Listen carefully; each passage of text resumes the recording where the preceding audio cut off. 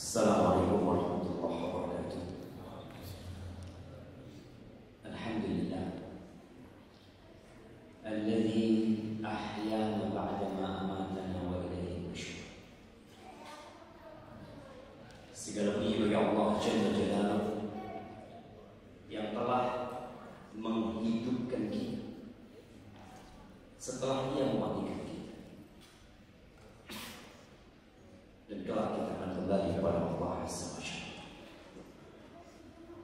Alhamdulillahilladzi radda ilaina arwahana wa 'afana fi ajsadina wa adina lana bidzikri. Segala puji bagi Allah Jalla Jalaluhu yang telah mengembalikan arwah kita ke tubuh kita. Dan Allah kasih kita sehat. Bicara nikmat sehat ini, banyak di antara kita yang kurang menghargai.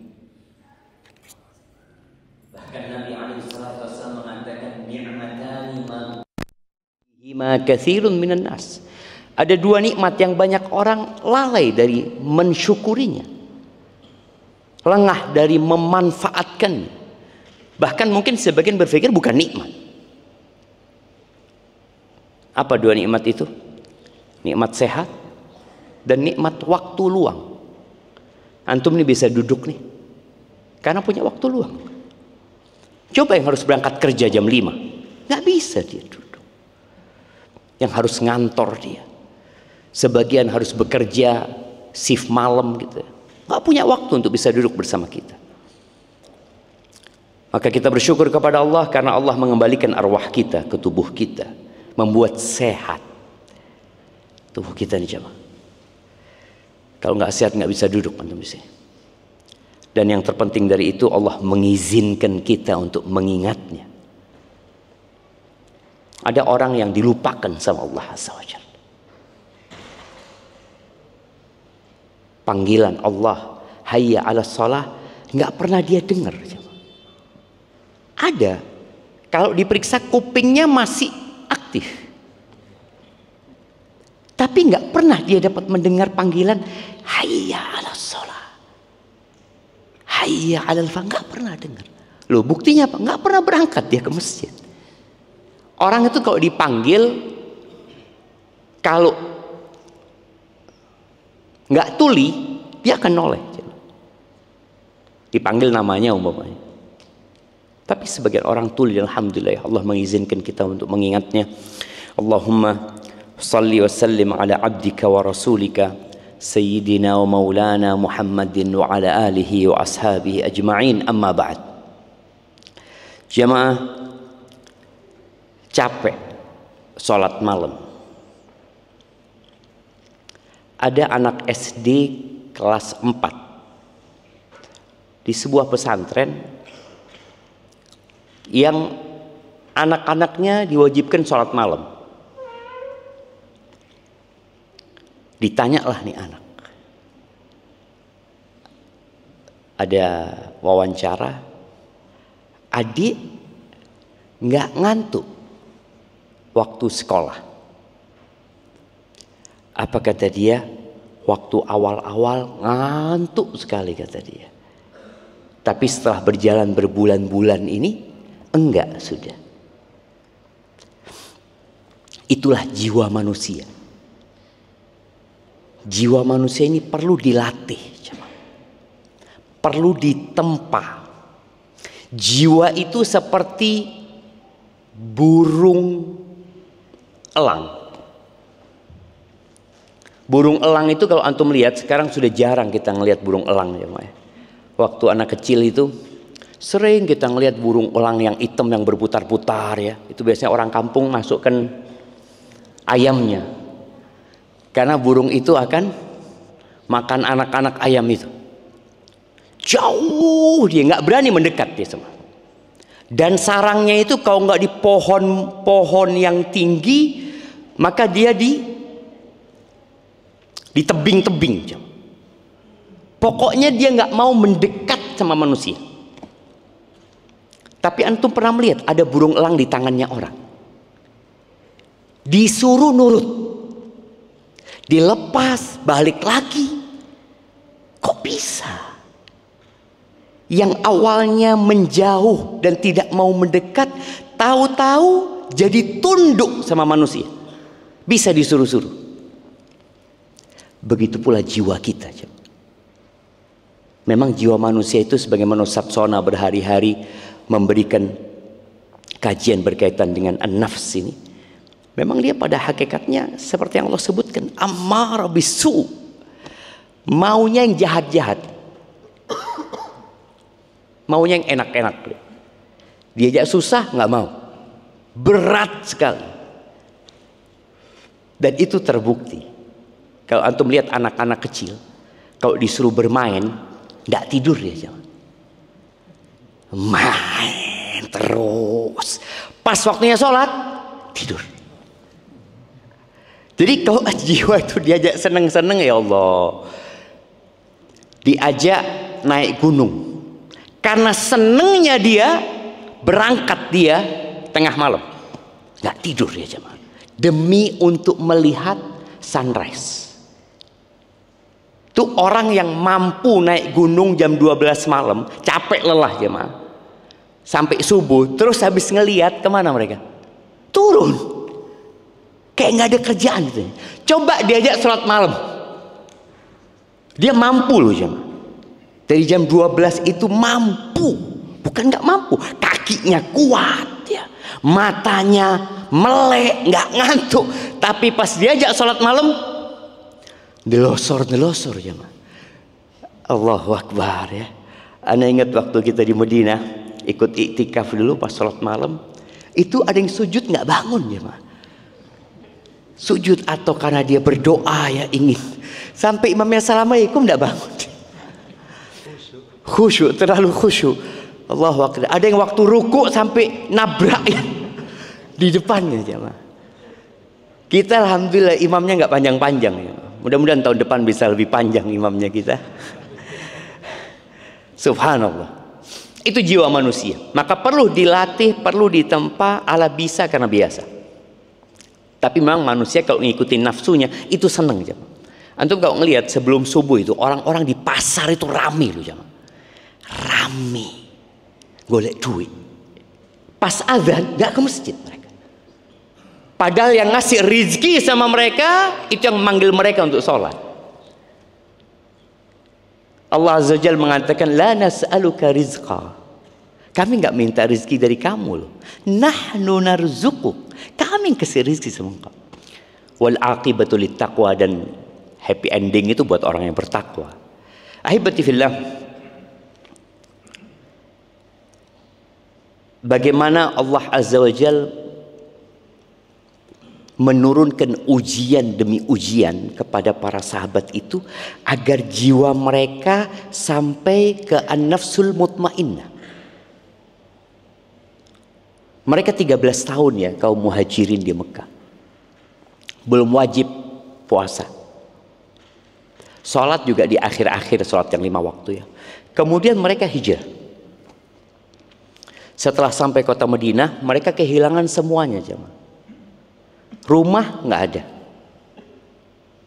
pekerjaan nggak punya juga, saudara ya mereka nggak kenal sama penduduk Madinah itu. Ini kampungnya orang.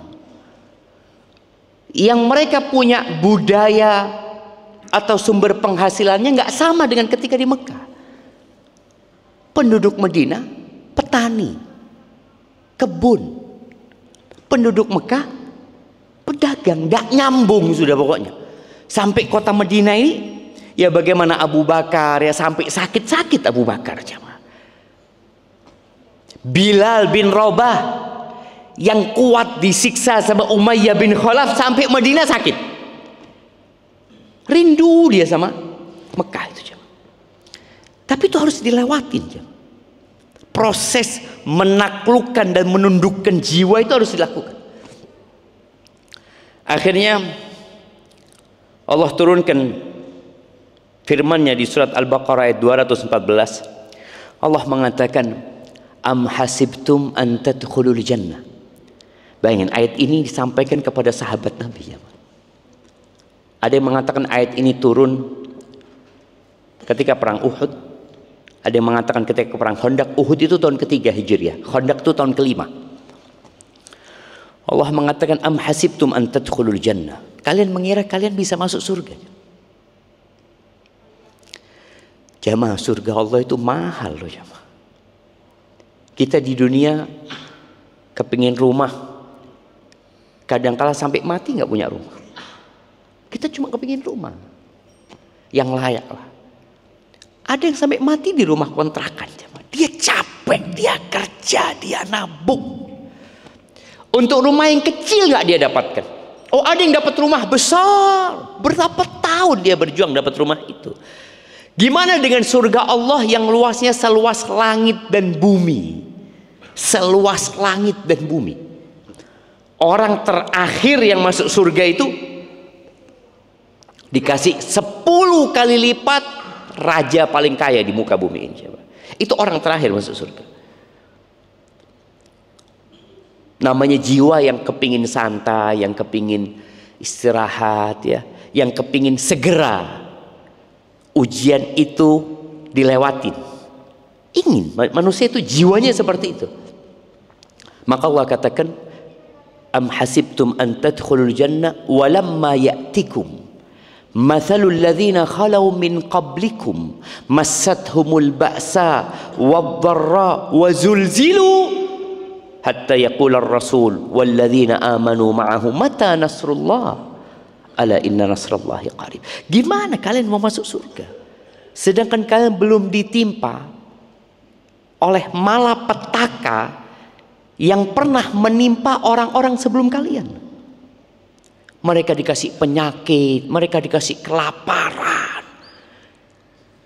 diguncangkan hati mereka, dibuat mereka takut dengan kondisi, dikepung oleh musuh. Kalian mengira kalian bisa masuk surga tanpa melewati ujian itu, katanya? Gak bisa. Artinya ujian itu memang harus dilewatin. Sampai dari takutnya ya Rasul dan orang-orang beriman, mereka itu mengatakan mata nasrullah, kapan pertolongan Allah, kapan pertolongan, karena kondisinya mencekam jemaah. Allah katakan ala inna nasrullahi qarib. Pertolongan Allah itu dekat. Tapi untuk menuju ke sana kita harus melewatin jembatan yang penuh dengan cobaan dan ujian. Maka ketika perang Ahzab, perang Khandaq itu, umat Islam gali parit.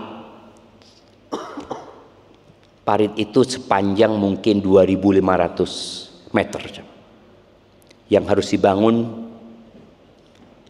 dalam kurun waktu sangat sempit sekali, 6 hari atau 7 hari, karena perjalanan dari Mekah ke kota Madinah sekitar itu. Kondisinya kelaparan umat Islam. Bahkan kalau antum kepingin tahu ya gimana mencekamnya kondisi itu, Hudzaifah ibnul Yaman pernah cerita. Hudzaifah ibnul Yaman ini yang menyimpan nama-nama orang-orang munafik yang pernah kita bahas. Di salah satu malam pengepungan orang-orang musyrikin, Nabi sholat alaihi salatu wassalam. Tidak ada satupun sahabat yang sholat kecuali Nabi SAW pada waktu itu. Kedinginan semua jamaah. Lapar, nggak ada makanan. Dingin. Mereka mengkeret semua jamaah. Nabi alaihi salatu wassalam sebelum melanjutkan sholatnya, beliau mengatakan, man ya'tini bi khabaril qaum. Siapa yang mau mendatangkan informasi tentang musuh, dia akan jadi temanku di surga, kata Nabi SAW. Gimana tawaran ini jemaah? Kalau antum ditawaran ini, antum akan berdiri langsung. Ini satu pun sahabat nggak ada yang berdiri. Seperti yang Allah gambarkan di ayat tadi. Sampai Rasul dan orang-orang beriman mengatakan, kapan pertolongan Allah turun? Semua. 2 kali Nabi SAW mengatakan itu, nggak ada yang berdiri. 3 kali nggak ada yang berdiri. Kondisi yang menakutkan. Lalu kata Hudzaifah, faqala Nabi SAW, qum ya Hudzaifah fa'tini bi khabaril qaum. Lalu Nabi SAW nyebut namaku, kata Hudzaifah. Udah, nggak ada pilihan. Kalau tadi kan perintahnya umum, siapa yang mau. Ketika perintahnya ke satu orang, fardu ain sudah. Gitu kata Hudzaifah, aku berdiri. Ketika aku berdiri, aku seperti keluar dari sauna, kata dia. Hangat, kata Hudzaifah. Hangat dia. Sampai selesai dia mencari tahu kondisi kaum musyrikin, kemudian dia balik. Ketika aku balik sampai ke tempat itu, kedinginan lagi aku. Sampai Nabi SAW memberikan selendangku, mengelukkan selendangku untuk jadi selimutnya Hudzaifah. Kondisi yang menakutkan. Tapi memang itu harus dilewatin. Sampai Allah ridho kepada para sahabat Nabi. Ahibati fillah, di bulan Ramadan ini, ya kita ditempa jiwanya. Ya tidur di masjid yang iktikaf ya. Sampai ngiler-ngiler kadang-kadang udah dikasih tahu panitia tapi tetap nggak dengerin. Bukan nggak dengerin sebenarnya. Dia nggak kepingin tidur sebenarnya jemaah. Tapi ngantuk. Kan syaratnya panitia kalau mau tidur harus pakai alas. Sebagian nggak pakai alas, delosor sudah jemaah. Dikatakan nggak boleh tidur di soft 1, 2, 3. Ada aja yang tidur. Mereka nggak kepingin tidur sebenarnya. Ingin berzikir, ingin berdoa, tapi ngantuk. Dan kalau sudah ngantuk, ya sudah. Tapi alhamdulillah kita bisa tidur di tempat yang ternyata nggak harus pakai kasur tidur itu jamaah. Jadi yang iklan-iklan ya, kasur ini empuk ya, kasur ini sehat, bantalnya dari bulu angsa atau apa yang harganya sampai 100 juta, nggak perlu. Kalau mau tidur enak di mana? Masjid sini aja. Nggak perlu. Dan itu tidur nikmat loh jemaah. Asalkan nggak sedang kajian untuk tidur. Nah itu nikmat. Artinya orang bisa beli kasur mahal tapi nggak bisa beli tidur. Nggak bisa dia beli tidur. Kita diajarin tuh meninggalkan kasur kita, meninggalkan rumah kita. Kita ada di rumah Allah Azza wa Jal yang i'tikaf ya. Kemudian kita belajar Ramadan ini untuk tidak makan dan minum, meninggalkan syahwat kita. Allahu Akbar. Ini sebuah apa istilahnya ya?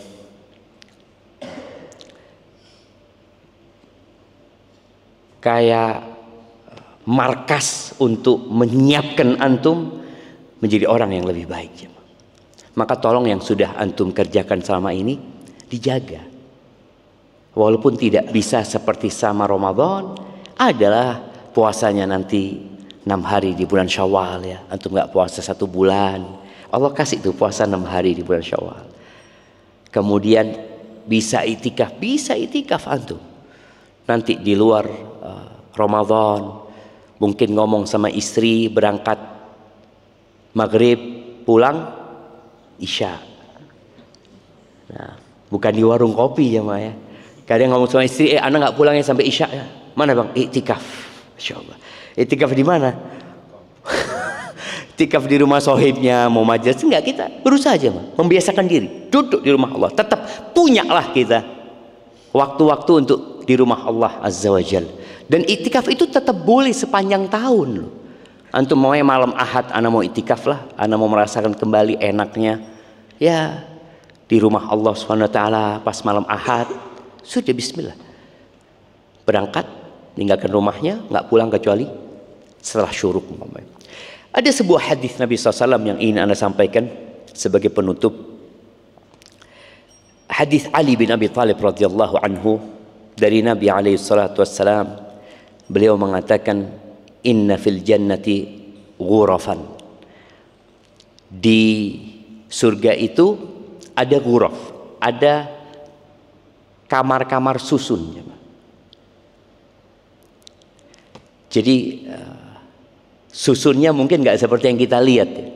Kita kalau melihat di sini rumah susun itu ya ada lantai 1, lantai 2, lantai 3 yang ada tangganya gitu cuma. Di surga, sebagaimana Ustaz Hafid kemarin sore menjelaskan hadis Nabi SAW bahwa kenikmatan di surga itu mala ainun ra'at wala udhunun sami'at, wala khatara ala qalbi bashar. Nggak pernah ada mata yang pernah melihat, tidak pernah ada yang telinga pernah dengar. Loh kan Allah ceritakan Ustaz, iya, tapi nanti ketika dilihat nggak seperti yang pernah kita dengar, nggak seperti yang pernah kita, wala khatara ala qalbi bashar. Mungkin antum menghayal ya, oh bagaimana bidadari surga. Ya Allah, bidadari surga itu jamaah pakai baju 70 style dia pakai jamaah. Ada orang di dunia pakai baju, dia umpamanya beli baju harganya 50 juta, punya baju 50 juta, 20 style. Bisa dia pakai satu waktu? Nggak bisa. Ya apa makanya Ustaz? Ini alaiha sab'una hulla. Bidadari surga ini ada 70 baju yang dia pakai. Ada dilihat dari kanan, dari kiri, dari mana, semuanya berbeda. Makanya nggak bosan. Antum kalau istri antum kan gantilah bajunya. Wis elek itu kan. Ini 70 baju jemaah. Ada di satu tubuh itu. Yura mukhu saqiha, usaqiha, kelihatan sum-sum betisnya itu kelihatan. Ya Allah. Di hadis ini tentang tadi rumah-rumah susun ya. Yura zuhuruha min butuniha wa butunuha min zuhuriha. Subhanallah jemaah. Luarnya rumah itu kelihatan dari dalam, dalamnya rumah itu kelihatan dari luar. Anak punya anak Yusuf sering ngomong sama anak, Baba, mobilnya dimodifikasi Baba, dikasih apa. Ya, tanya Yusuf, yang kelihatan siapa? Ya orang, Baba. Ya, kita kan nggak kelihatan. Anak ngomong, kita di dalam mobil nggak pernah bisa ngelihat plat nomor kita yang pakai lampu, jemaah. Karena orang kadang-kala plat nomornya pakai lampu ini, kita nggak pernah bisa ngelihat. Ketika nyetir antum nggak ada bisa ngelihat. Itu dinikmatin orang. Ini bisa dinikmatin oleh orang yang di dalam rumah, jemaah. Bayangkan ya, tembok luarnya, indah luarnya itu kelihatan dari dalam rumah, jemaah.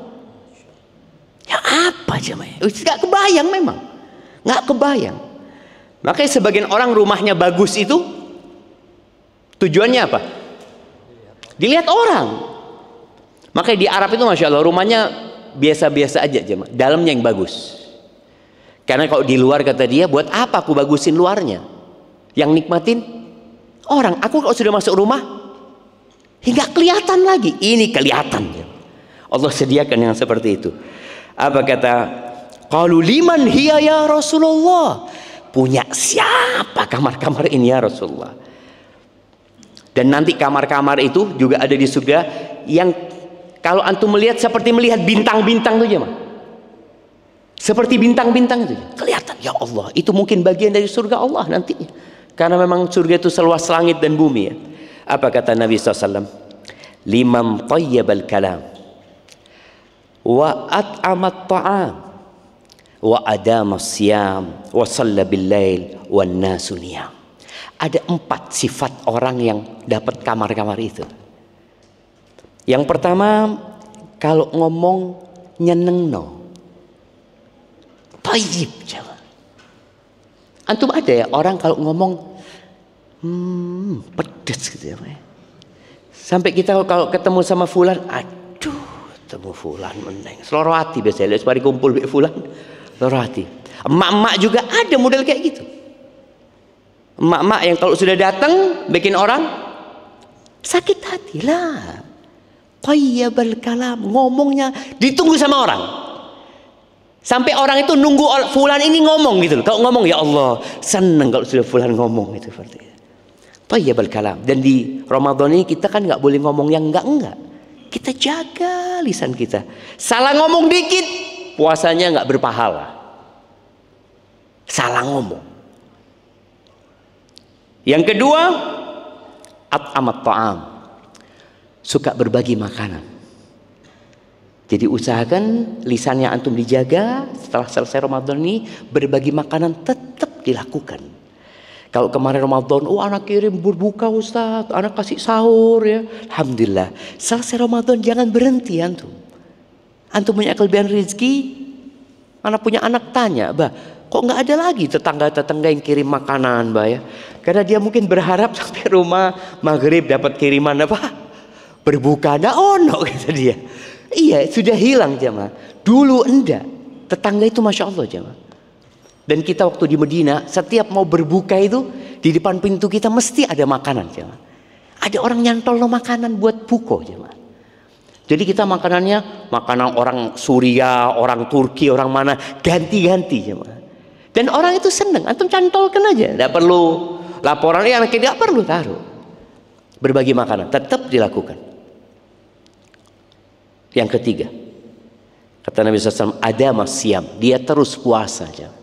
Bukan cuma di Ramadan dia puasa. Ada masyam, dia punya budaya puasa, bukan punya budaya puasa ya, punya wirid puasa. Selalu dia punya. Maka paling tidak kalau antum selesai Ramadan ini, Syawal 6 hari, nanti di bulan Dzulqa'dah ya puasalah 3 hari palingnya. Minimal. Nggak kuat satu hari nggak apa-apa. Nanti masuk Dzulqa'dah, ada lagi Dzulhijjah, ada puasa tuh. Ada puasa Arafah ya. Tapi juga dari tanggal 1 sampai tanggal 9 boleh kita puasa. Kemudian nanti Muharram ketemu puasa lagi, ada puasa Asyura. Jadi terus jaga puasa ini. Karena fadilah ini bukan yang puasa Ramadan, enggak. Ada masyam, terus-terusan puasanya. Dan 2 hari yang lalu Ustaz Syamsul Huda juga menjelaskan pentingnya istiqomah ketika mengamalkan sesuatu walaupun sedikit, teruskan. Kemudian yang keempat, wasalla billail wan nasu niyam, tetap sholat di malam hari ketika orang-orang tidur. Maka tolong sholat malamnya antum jangan berhenti. Kalau malam ini sudah masuk Syawal, tetap antum sholat. Malam Lebaran nggak boleh sholat malam dulu, tetap sholat antum, ambil. Anak kayaknya tetap mau sholatnya sebelum tidur, nggak apa-apa. Tapi yang lebih utama di sini hadisnya sholat ketika orang-orang tidur. Yang perjuangannya berbeda kalau sholatnya ba'dal isya. Ini sholat ketika orang-orang sedang tidur ya kita rasakan jamaah. Kita ini alhamdulillah bisa sholat bareng-bareng di sini, semangat anak jamaah. Walaupun ngantuk kadang lihat ada anak-anak yang sholat ya seperti itu, ngelihat ada abal yang sudah tua, yang kakinya sudah sakit-sakitan tetap berdiri gitu. Kita kan yang muda ini mosok leret, masa mau mundur ke belakang? Itu semangat. Tapi kalau di rumah sendirian, Allahu Akbar, Allahu Akbar, delok kasur, bojo turu, anak-anak turu, aduh wis 3 rakaat teh, yang penting sholat. Kadang-kadang kita jadi nggak mampu 11 rakaat itu jamaah. Kadang-kadang butuh suasana. Makanya kalau bisa di rumahnya itu memang punya tempat yang sholat gitu, nggak kelihatan kasur wala apa, sehingga kita bisa lebih semangat lagi. Itu jamaah yang dapat anda sampaikan. Nah, apa kebiasaan Rasul Allahumma sholli wa sallim alaihi. Tukar tidur, Ustaz. Karena kebanyakan kita Tukar tidur. Bermah Jadi tukar bulan tidur puasa ini. itu kalau pagi sampai tidur terus. Oh, tukar tidur. Ya. Iya, apa begini, Ustaz? Iya.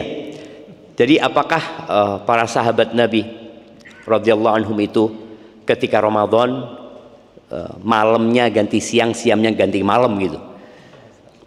Sebenarnya enggak sih.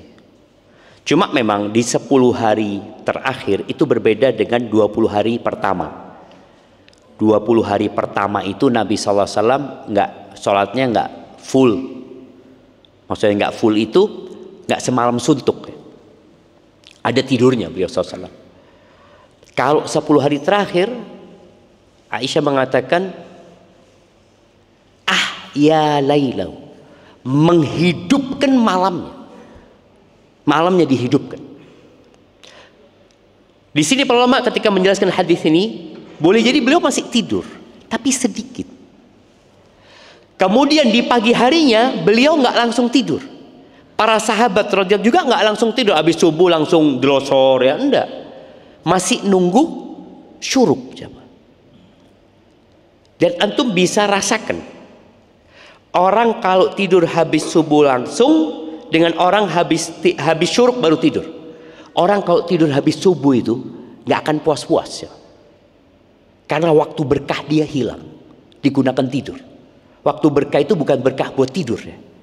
Allahumma barik ummati fi bukuriha. Bukan antum, anak kalau tidur habis subuh langsung kan berkah waktunya Ustaz. Enggak. Ini waktunya zikir ya, waktunya berdoa. Maka Nabi SAW kalau habis sholat tuh biasanya nunggu syuruk. Jadi para sahabat itu ceritanya Aisyah itu tidur pagi tapi habis syuruk. Tapi bukan kalau tidur habis syuruk antum akan lihat berapa jam sudah cukup. Tapi kalau habis subuh ya rasakan sampai zuhur hikatondu. Ini mah hikatondu. Karena kurang jemaah, waktu berkahnya hilang. Jadi mereka nggak langsung tidur, tapi kalau mereka tidur, mereka juga tidur, tapi tidak balas dendam ya, karena tetap tubuh kita butuh tidur. Kemudian Nabi SAW puasanya juga jemaah, beliau kadang-kala puasanya itu puasa wisol kan. Pernah di akhir Ramadan beliau itu 3 hari 3 malam nggak makan nggak minum, terus beliau puasa. Para sahabat ada yang ikut. Kata Nabi SAW dilarang, jangan, kalian nggak seperti aku, kata Nabi SAW. Berarti ada perbedaan antara Nabi dengan para sahabat. Tapi sahabat tetap maksa. Akhirnya masuk Syawal mereka berhenti puasanya kan. Nabi SAW memberikan rukhsah bagi orang yang mau wisol, boleh wisol tapi sampai sahur. Jadi yang mau wisol umpamanya adalah anak dilihat umpamanya pengumuman afwan ya yang nggak dapat berbuka gitu ya, seperti itu. Ya wes, nggak usah buka. Tunggu sahur. Sahur diumumkan lagi habis. Ya sudah sahur air. Imam Ahmad bin Hanbal, subhanallah, rahimahullah. Pernah dia itu udah persiapan 2 roti buat berbuka. Tahu-tahu ada orang miskin minta-minta. Ya udah rotinya dikasihkan. Beliau minum air. Malam itu beliau nggak makan sudah. Sahur minum air lagi. Dan kuat gitu loh jemaah. Kuat sebenarnya manusia itu, asalkan tadi tetap minum gitu jemaah. Jadi mereka tidak tukar tidur, enggak lah. Maka kita jangan sampai tukar tidur secukupnya. Dan ketika antum capek lah tidur aja. Tapi jangan panjang banyak-banyak. Cuma masalahnya kita punya panitia di masjid ini juga bermasalah, nggak boleh pasang alarm. Mau tidur 1 jam aja nggak bisa. Nunggu dibangunkan sama panitia gitu kan. Makanya nanti mungkin tahun depan kita akan bedakan ya, yang mau pakai alarm dengan yang tidak pakai alarm gitu ya. Atau nanti ada petugas khusus yang ada, kalau di hotel itu ada wake up call gitu ya. Jadi fulan minta dibangunin jam 11 karena dia mau tidur mau jam 10 sampai jam 11 anak mau tidur gitu loh. Tapi karena nggak ada yang bangunin, alarm nggak boleh ya, jam 2 kurang 5 menit gitu loh. Jadi seperti itu. Barakallahu fiik. Nah, ini tadi untuk menjaga kebiasaan ini sudah terbentuk. Nah, ketika kita pas pulang kampung, nah ini kita mendapati situasi yang cukup berbeda lagi. Nah, ini ujiannya cukup berat menurut saya. Mohon Ustaz. Barakallahu fiik. Iya, makanya antum 1 bulan dibenerin, bekal buat 11 bulan. Iya jemaah. Cuma dalam 11 bulan itu tadi nggak mungkin kita bisa bertahan. Kita perlu ada cas tadi, puasa sunnah ya, sholat malam tetap ada gitu loh. Nggak bisa kita ya kalau gitu anak puasa tahun depan Ramadan. Ya nggak apa-apa kalau engkau memang mampu menghadapi ujian-ujian dunia ini. Tapi nggak mampu, kita butuh dicas dalam perjalanan sana. Maka ketika antum menghadapi masyarakat yang memang mungkin menggoda kita untuk tidak bisa istiqomah, antum kembali lagi ke masjid, kembali lagi sholat, perbanyak zikirnya, perbanyak munajatnya sama Allah SWT, apalagi sholat malam. Itu termasuk untuk menguatkan kita menghadapi kondisi yang berbeda, karena semua berbeda, semuanya. Jadi kita Idul Fitri langsung berbeda. Nah, Idul Fitri aja delok, ya Allah. Iki pemandangan kita di sini nggak pernah lihat perempuan sama sekali yang itikaf ini jamaah. Nggak ada. Anak siap sholat ketemu sama Abah Ali. Abah Ali bening terus. Nanti keluar fitnahnya sudah besar sekali, maka kita harus menundukkan pandangan ya. Mudah-mudahan bekal ini cukup. Kalau ternyata belum cukup ya tadi tambahin dengan yang sunnah-sunnah dan terus belajar, terus dekat sama para ulama, dekat sama orang-orang soleh, karena di kampung pun tetap masih ada orang-orang soleh yang bisa kita ajak saling mengingatkan dalam kebaikan ya. Wa tawasau bil haq wa tawasau bis sabr. Barakallahu fik jamaah. Mohon maaf waktunya terlalu panjang ana ambil hari ini. Semoga kita masih bisa membaca zikir di pagi ini. Boleh jadi besok kita masih puasa. Boleh jadi insyaallah. Antum ingin besok puasa atau riyoyoan jemaah? Ya. Kepingin ini riyoyoan Ustaz, ya Allah, ya. Ya, riyoyoan akan datang waktunya jemaah. Enggak bisa dicepatkan. Enggak bisa dicepatkan jemaah. Subhanakallahumma bihamdika asyhadu an la ilaha illa anta astaghfiruka wa atubu ilaik. Wassalamualaikum warahmatullahi wabarakatuh.